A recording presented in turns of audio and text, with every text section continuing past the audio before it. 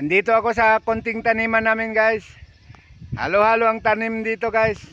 Yan dyan, puro kamatis yan dyan. Meron din kaming mga kangkong guys. Yan, mga kangkong yan. Ito naman, bagong tanim.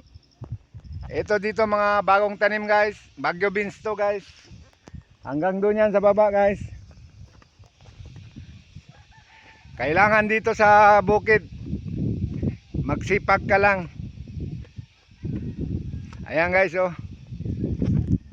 Bagyo beans to dito guys. Yan sa tabi may mga mais din yan dyan guys.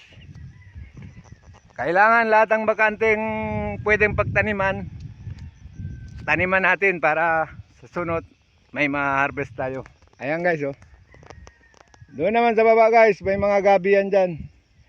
Mais yan dyan iba. Ayun, hanggang doon sa taas may mga gabi yan dyan guys.